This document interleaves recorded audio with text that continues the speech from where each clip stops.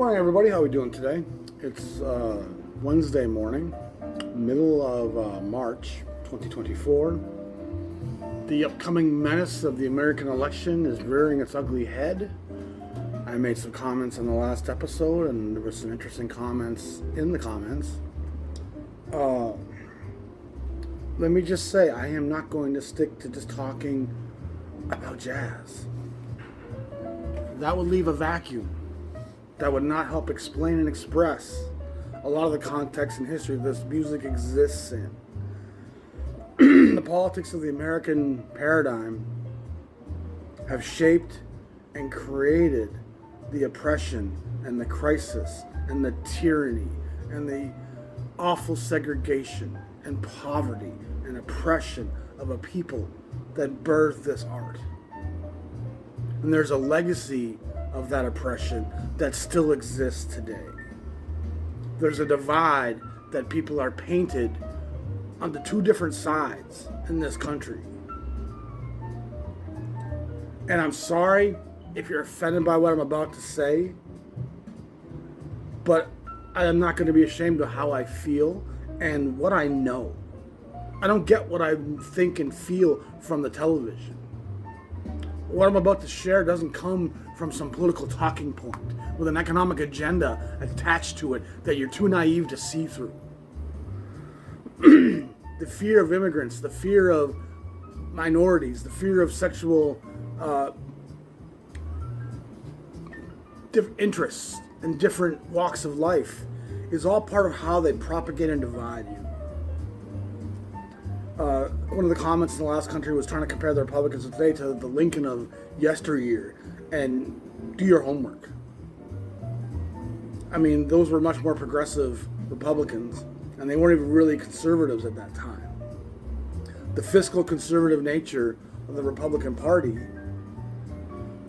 isn't why I have a problem with the conservatives. I understand fiscal conservatism. I think oftentimes it's very rooted in a lot of greed and selfishness and the unwanting of regulation by the elite. Corporations don't want big government to govern and oversee their corruption.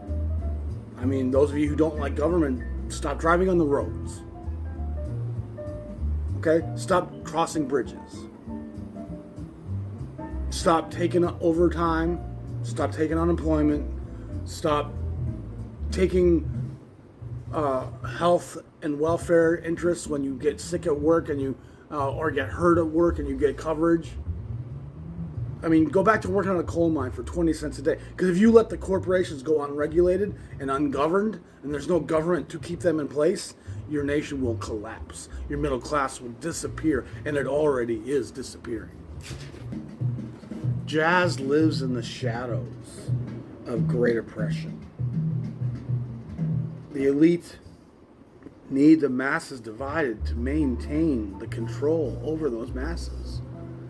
And the left is guilty of a lot of the same paradigm. The left is also very much propagating and controlling, and corruption exists on both sides of the aisle. And both sides of the American politic exist right of the global center. There is no left in America that looks anything like Iceland or New Zealand or Denmark or even Canada. The Bernie Sanders that people in America think of as some radical left socialist. In Iceland, Denmark, Norway, Sweden, he's a center-left guy. He's a common-sense politician trying to protect the people's interests. The corporations have painted him as some extremist because they fear his politics. They fear the oversight of the voice of the people.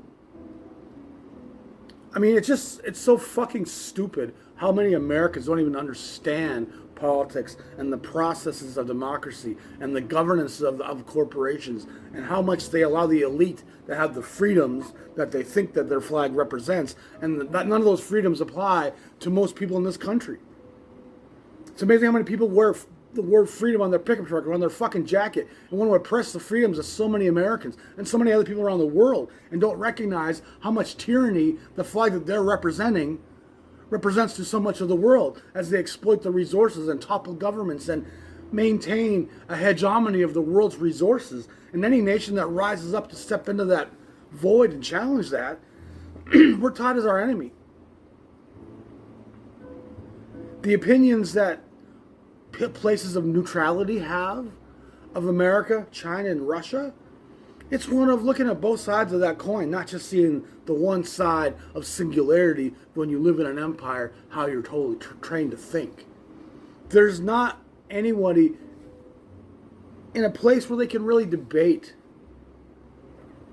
these ideologies when they're raised too singularly in the monogamous thinking of nation. I mean, if you've never traveled outside the world and seen how other places are doing things and how the poverty exists so different in socialist nations, who the fuck are you to even comment on it? I mean, it's such ignorance and stupidity. Oh, you saw something on TV last night? Tucker Carlson? I mean, it gets me annoyed. How people with such ignorance have such strong opinions. And it's going to come down to this one simple thesis that I've recognized for a long time, and I'm going to share it right now. The American politic exists in this bubble, under the constraints of this oversight. If life is a 10,000 piece jigsaw puzzle, you're born with 200 pieces of that puzzle. Your parents will each give you 50 pieces, giving you 300 pieces. Your K through 12 education will give you 200 more pieces. You're now 18 years old with 500 pieces of a 10,000 piece puzzle. It's not a lot of information. You have a bit of this one corner here. You think this might be some sky, but it could be water. You're not even sure. But you don't have much of the puzzle. You can do no better than make a guess at what the meaning of the puzzle is, what the meaning of life is, what the point and the purpose of your existence is. You don't have very much information. And nobody in their lifetime collects all 10,000 pieces. But you have 500 pieces here in America at 18 years of age. If you live in a small rural American town, the singularity of that location in terms of politics and race and education and media and sexuality means that when I ask my neighbor what he thinks the meaning of the puzzle is, he has the same 500 pieces you do. Same 500 pieces. And so we have a consensus now between the two of us of what we think the puzzle might be. And then we ask some of the local preachers and the mayor and a few other neighbors in the town. And we have a town council. And we even say, you know what? We as this group of people, 500, 2,000 people, we come to this thinking this is how we see the world. This is what the puzzle must be. And that consensus, with everybody having almost the same 500 puzzle pieces, there's a few different. This guy might have Polish descent. This guy might be of German descent. These might be Swedes. These might be Norwegians. But they've been living in America for 2 or 3 generations, and there's a hegemony and a singularity of how they see the world and the media that they watch and how they perceive foreign policy and all those kind of concepts. They're so unified in how they see all that because they have the same information. So they come to a consensus with very little information about what the puzzle must be. And due to that consensus, they feel confident to speak loudly about the meaning of the puzzle. And if someone moves into that town from Pakistan with a pocket full of different puzzle pieces, it's easy for those small-minded people to dismiss that person as crazy than it is for all of us to shift our definition of what the puzzle might and probably is. So it leads to a closed-mindedness and a stopping of collecting new puzzle pieces. Conversely, in a place like New York, Chicago, LA, even Minneapolis, you have different walks of life everywhere, every day when you leave your home. You're exposed to different sexualities, different religions, different languages, different nationalities, different ways of thinking, different ways of doing things. And that melting pot of ideology is part of what made America great at one time, largely in places like New York City, where we could put our heads together and come up with a better way of doing things. Because I like how you guys did this, but we do this part this way, and together this would be an even more efficient process. That was part of America's great innovation, was the melding together of different ways of thinking and doing things. And when you live in a big city, you're always exposed to different walks of life, different cultures, adding new puzzle pieces to your puzzle all the time, which actually makes you less confident of what the puzzle is, because you're always shifting your vision of what the puzzle, what you thought it was. And as you add new pieces all the time, you're constantly having to readjust the definition and the meaning of life. And so you have less unison due to all the diversity in those places. And that more informed but lacking unity voice often is much quieter than the loud voice of the unified but very poorly informed majority. And so these people who are in the city are constantly adding new, and no one gets to 10,000 pieces. In your life, you're lucky to get to 1,000 pieces, 10% of the information. In today's day and age, I think you're lucky to have 10%. And we're starting to grasp so much more of it. The James Webb Space Telescope, which I'm watching stuff on almost daily, is redefining astrophysics and the boundaries of the universe. And a lot of the secrets to who we are and why we're here, to me, lay out in the cosmos. Not in your religious textbooks, not in your national ideologies, but in the globality of the cosmos.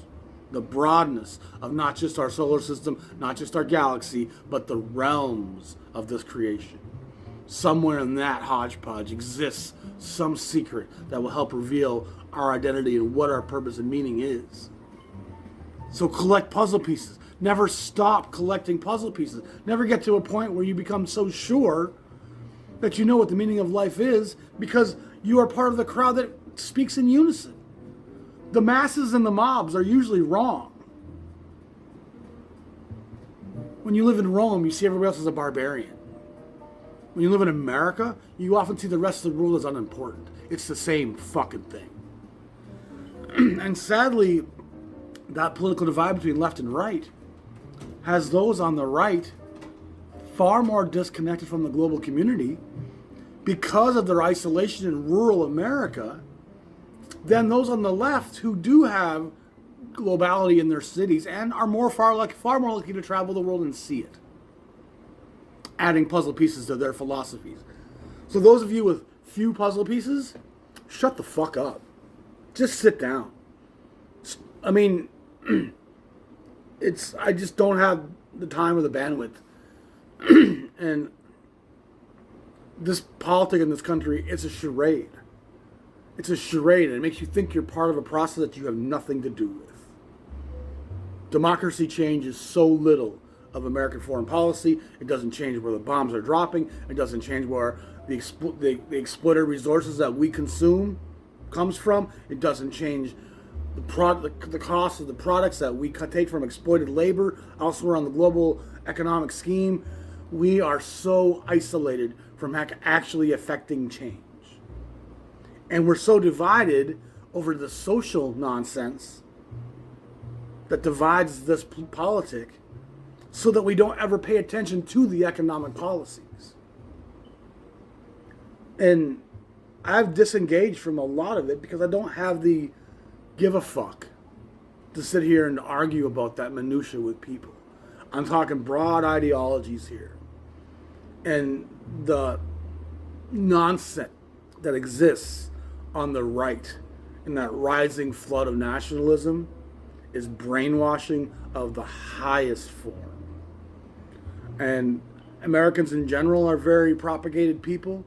Most Americans who think they're so divided and are domestically to make them castrated so they have no unity, because all the rich fear is unity. A unified politic could affect some change.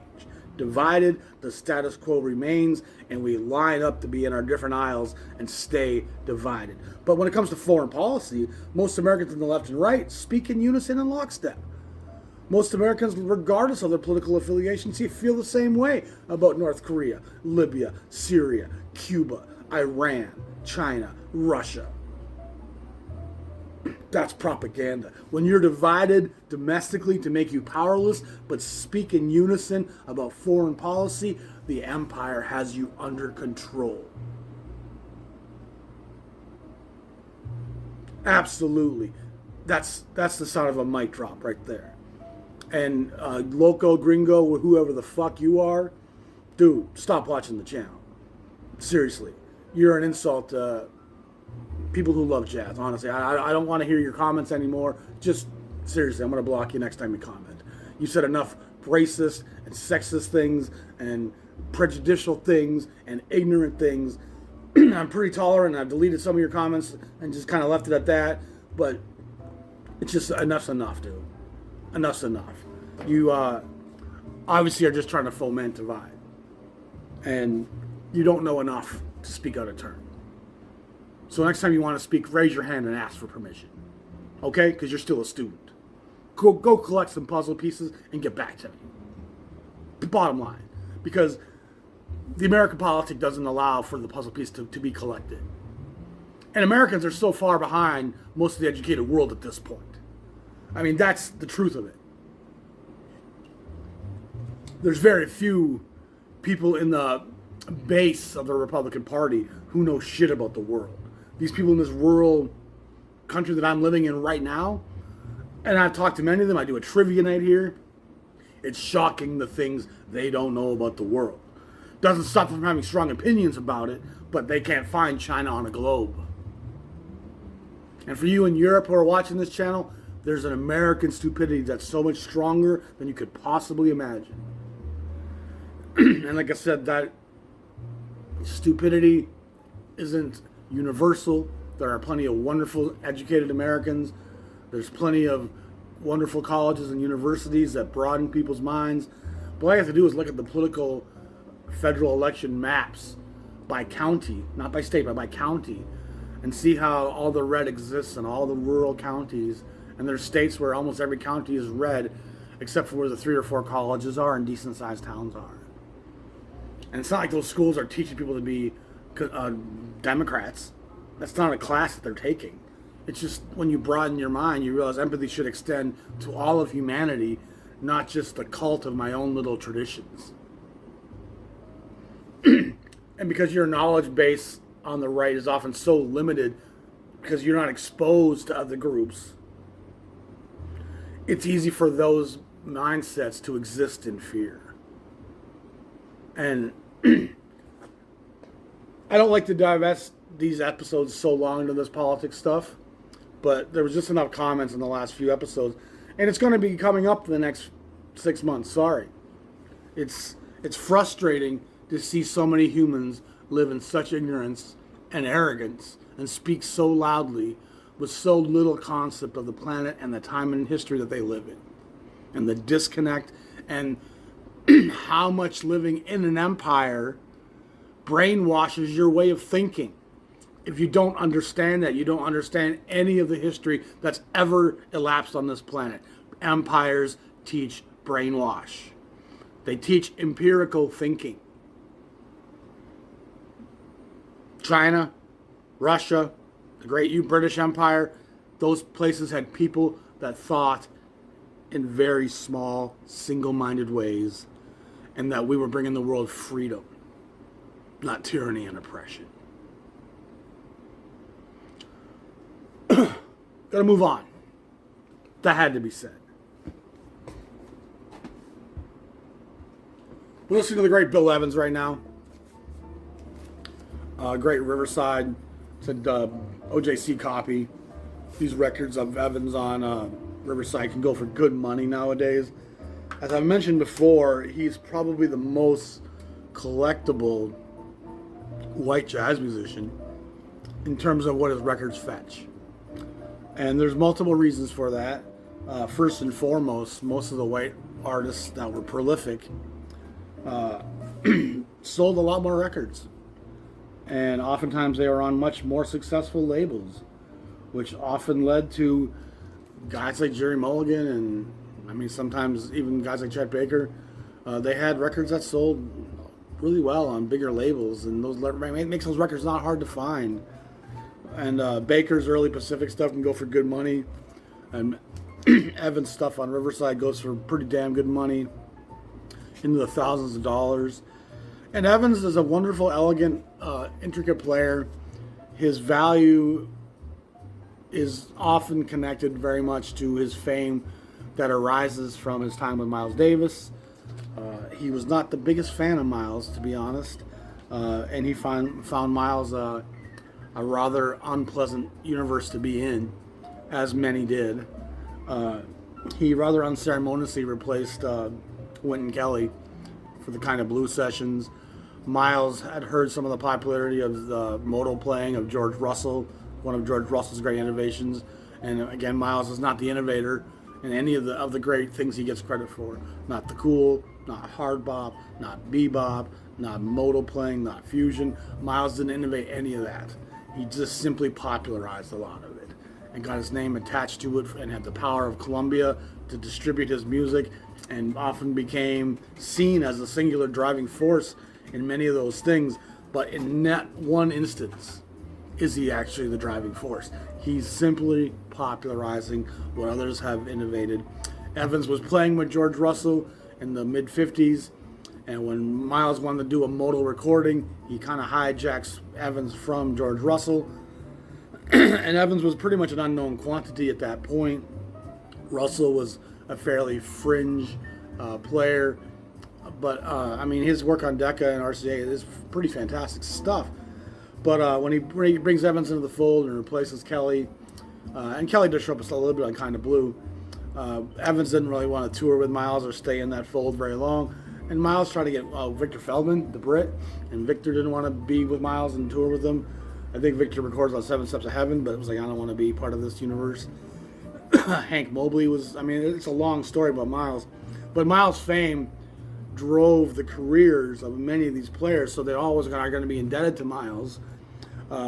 Guys like Hancock and Shorter and Ron Carter, Bill Evans, all these guys, their legacy is enhanced by their time with Miles because of Miles' popularity.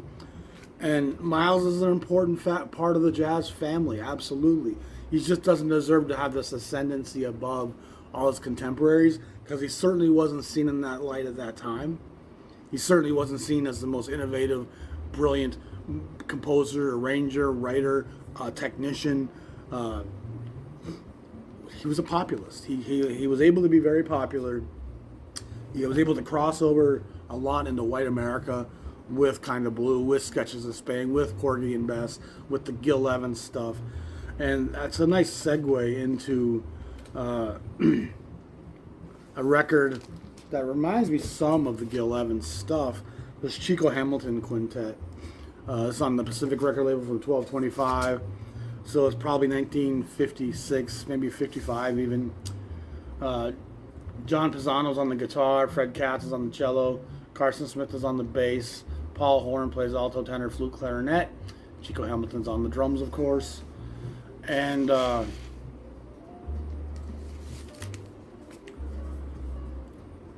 think it's leaves a lot to be desired.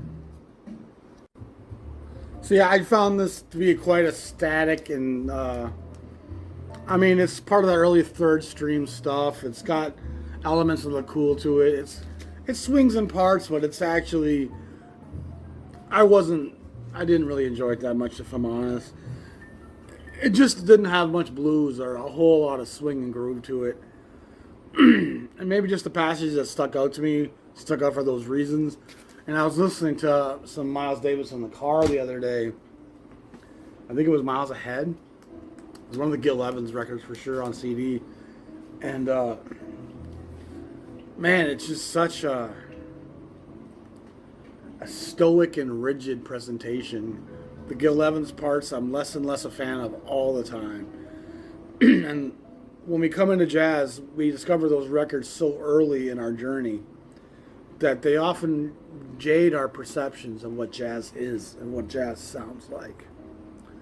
And this is going to ruffle some feathers, but until you've listened to as much jazz as I have, and I've heard the majority of the jazz canon from the 40s and 50s and 60s like I have, and I'm not just saying that, I own the history of all of these great record labels, complete bodies of work of most of these great labels, and over the last 10 years I've had a chance, in this cafe especially, the amount of jazz I listen to and how much I hear, it's broad. And it hears from all eras and times, from the swing era up into the dawning of the avant-garde free jazz movement, into the beginning of fusion. I don't spend much time past 1970. Even the late 60s for me can be too frenetic at this point, and so much of what early people collecting jazz think jazz is a very small portion of what jazz is. And records like the Third Stream of Chico Hamilton the Quintet, the modern jazz quartet stuff with John, I can't think of his name right now. And man, I love those players individually. And I mean, Chico does some great swinging stuff. He's an incredible drummer, without any question. But sometimes when you graft too much Western, compositionally driven, orchestral regimentation into jazz, it strips jazz of much of what it is. Jazz is free, it's loose, it swings, it's improvised, it's expressing within the moment. And those Gil Evans parts on those Miles recordings are stiff and rigid and tinny and brassy and bright yellows and oranges and just, oh, they just poison my eyes and my ears. It waters down what jazz is on those records. And I've grown to like them less and less and less and less. And I actually had to eject the CD about probably 75% of the way through it. I was just like, this is fucking... It's not that it's awful. It's just that it's not jazz in its purest form.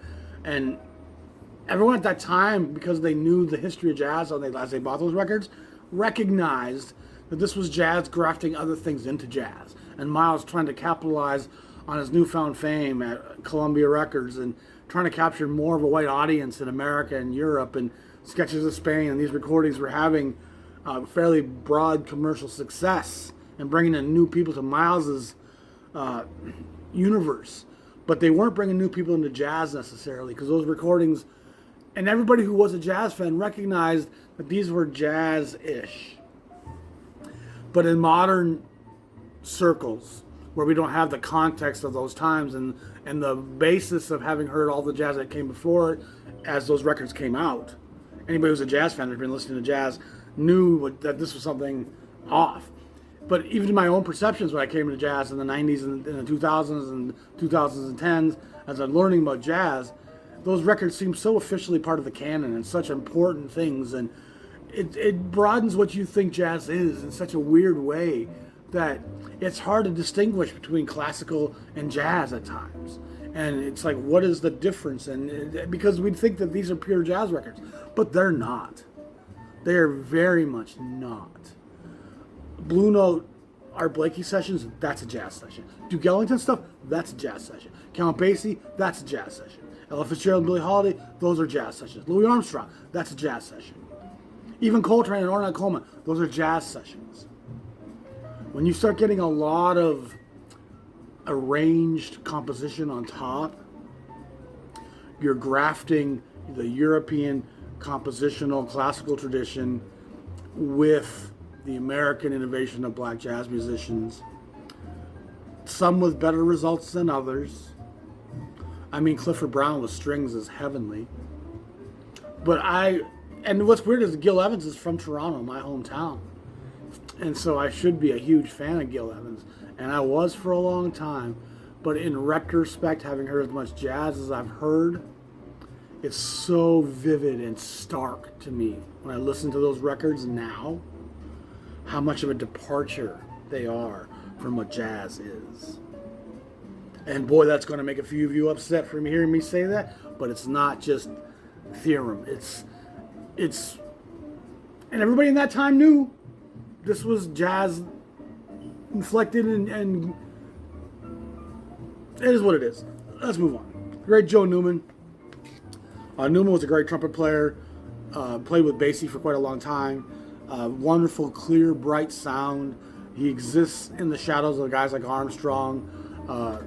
He's a nice balladeer, but he's really a bright, clean tone and a wonderful lyrical player.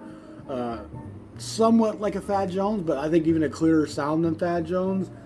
Not the technician of a Clifford Brown, but probably not too far off in some ways. He doesn't have the aggression of a Lee Morgan.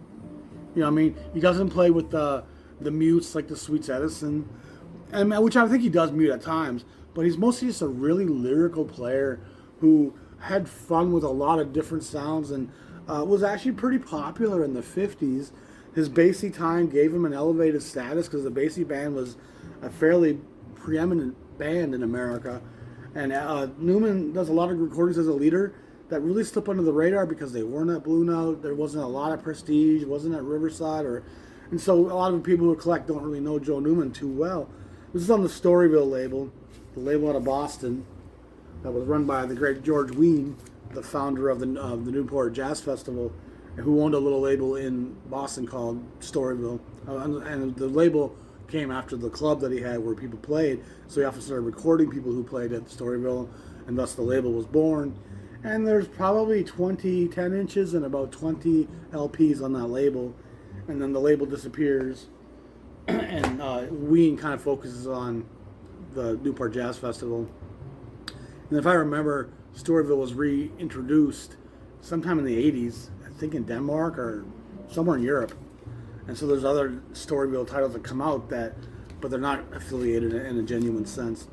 This is the Hooter, the Jazz 5 on Riverside, 361. Fairly anonymous group here. Harry Klein, Brian D., Bill Aiden or Tony Mann.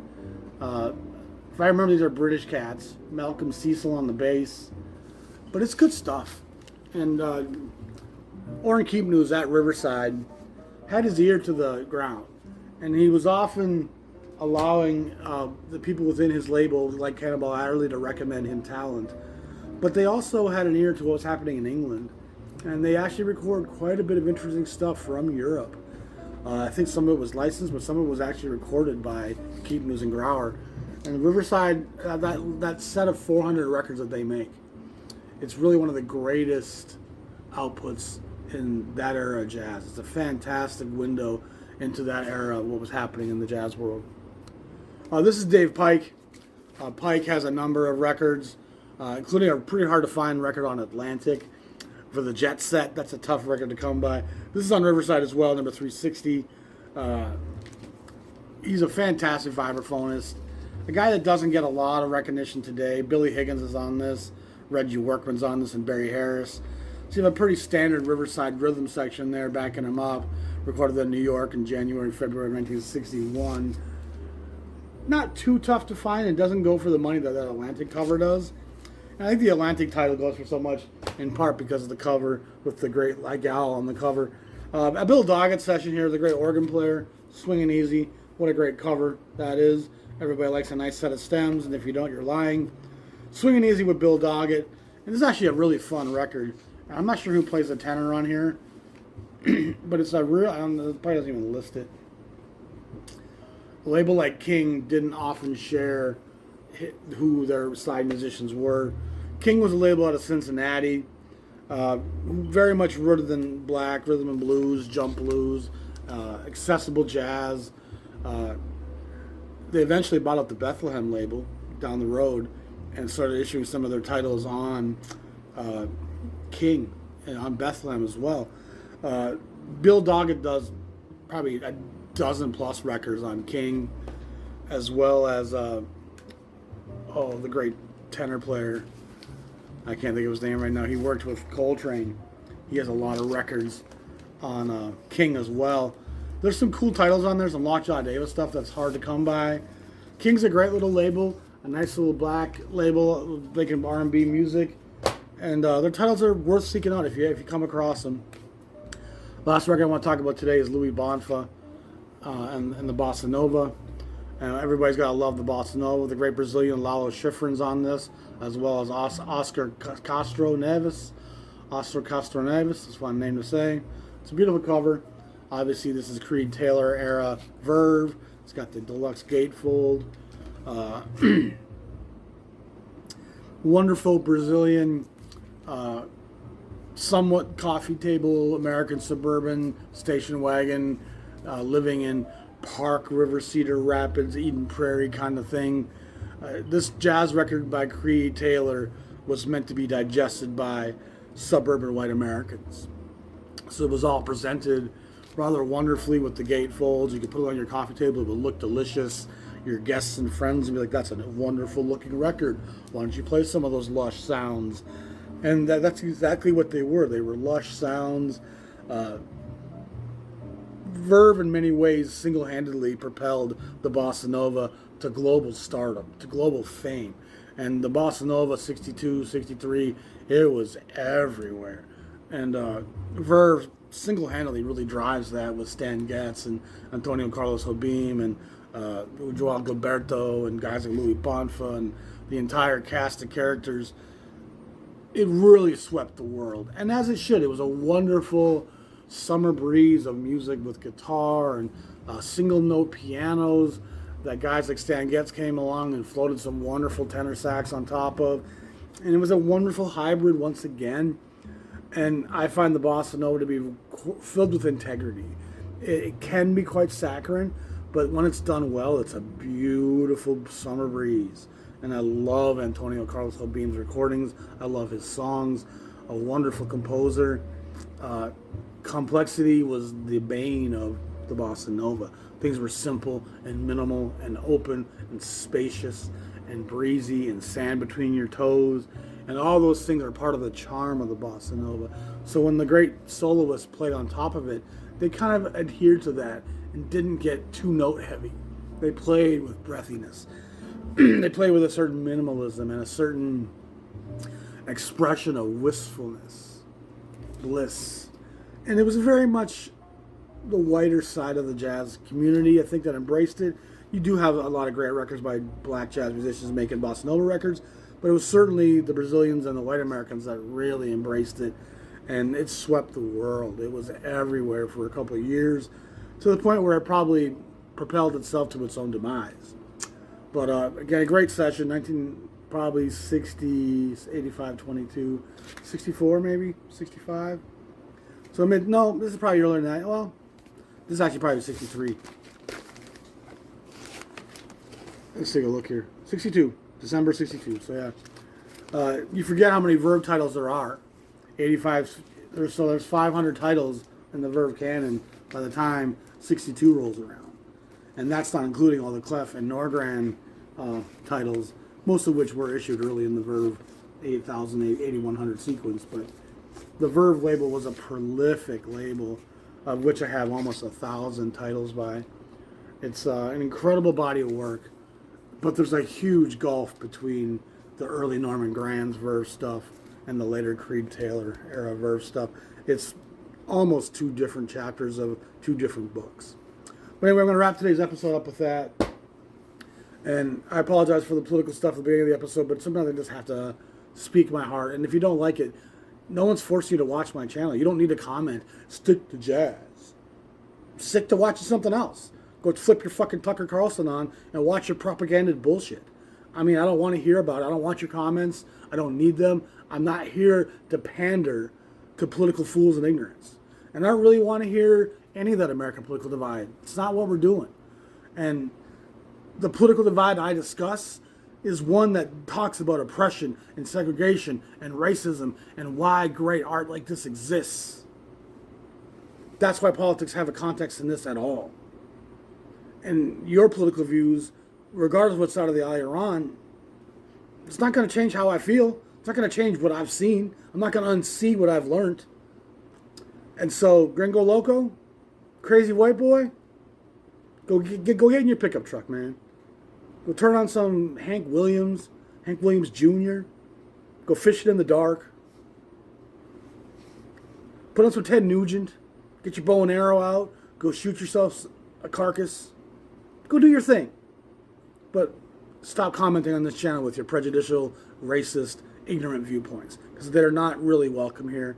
And if you want to watch the channel and learn something, and by all means, that's fine. But those comments that you've made, I don't want to see them ever again. The sexist, ignorant comments, the comments you made about me painting my fingernails, I mean, dude, you're in the wrong place for that. Y'all have a great day. I appreciate everyone who supported the channel. We always do need donations to help keep this place going. So anybody who wants to help or support the channel, please feel free to either in the Patreon app, or to go to my PayPal, which is a link to, or of course you can just do super thanks through YouTube channel itself. But and I might lose a few subscribers from this, but so be it. I am not ashamed of the gospel of jazz and the story that it tells. So I'm an evangelistic motherfucker when it comes to how I feel about all this, and I'm going to speak how I feel and speak the truth. And the oppression that the black Americans have existed in is why this great art exists. Not so you can listen to your speakers and talk about how sophisticated your equipment is.